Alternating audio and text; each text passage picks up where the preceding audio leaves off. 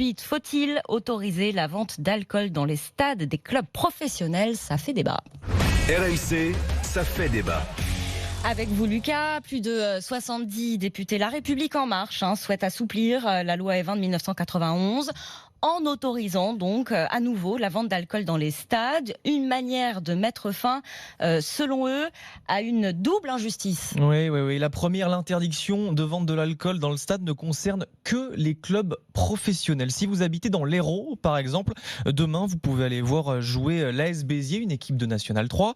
Il va faire chaud, vous aurez envie d'une petite bière, aucun problème, les clubs amateurs ont une dérogation. Par contre, samedi, si vous allez au stade de la Mosson, voir Montpellier, qui rencontre Rennes pour l'ouverture de la Ligue 1, impossible. Enfin, impossible si vous êtes un spectateur lambda. Si vous êtes en loge VIP, plus aucun problème. Vous pourrez boire de l'alcool, votre petite coupe de champagne habituelle. Voilà la deuxième injustice que dénoncent les députés.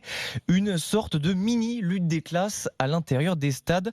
Mini-lutte des classes qu'il faut quand même un tout petit peu nuancer. Cependant, les clubs professionnels ont le droit à 10 dérogations par an pour vendre de la bière. Pour Fabien Reiner, membre de l'association Tribune Nord Amiens, le club des supporters de l'Amiens SC, le retour de l'alcool dans les stades mettrait fin à une vraie discrimination. C'est une discrimination entre guillemets entre les riches et les pauvres dans les stades de foot. Si t'es riche et t'as une loge, t'as le droit de boire du champagne. Si t'es pauvre et t'as un abonnement populaire, t'as le droit de boire du soda. Donc c'est juste rétablir un équilibre parce que le foot c'est aussi un spectacle et que dans n'importe quel spectacle on peut aller boire un verre. Et je pense aussi qu'il y a aussi une seconde hypothèse, c'est que ceux qui veulent ça, ils veulent aussi voir l'aspect économique de l'alcool dans les buvettes. C'est beaucoup plus rentable et ça marche beaucoup mieux que des sodas. À titre d'exemple, la vente de bière et le sponsoring de marques d'alcool rapportent 40 millions d'euros chaque année au club de Bundesliga, le championnat allemand, d'après l'Union des clubs professionnels de football. Et parmi les 7 grands championnats européens, seule la France interdit la vente d'alcool dans les stades. En ligne de mire également des députés La République En Marche, la Coupe du Monde de rugby organisée en France en 2023 et également les Jeux Olympiques de Paris organisés un an plus tard. Cette proposition des députés a donc effectivement des visées bien plus économiques que de santé publique.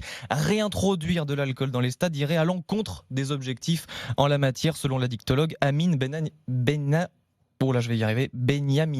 Personne n'est dupe. Un texte probablement dicté par des intérêts économiques portés par les lobbies. Nous savons, et puis les études le montrent, que l'association alcool et fête égale violence. Donc on a affaire à quelque chose qui très clairement, il ne faut pas être devin expert, est contre-productif à la fois pour la santé publique et pour la beauté et la noblesse du sport.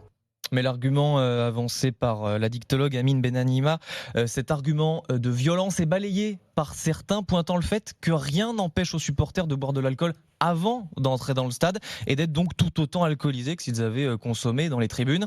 Quoi qu'il en soit, la loi E20 est toujours en vigueur aujourd'hui. Pour ceux qui tentent d'introduire de l'alcool dans un stade, ils risquent gros 7 500 € d'amende et 1 an de prison, Chloé.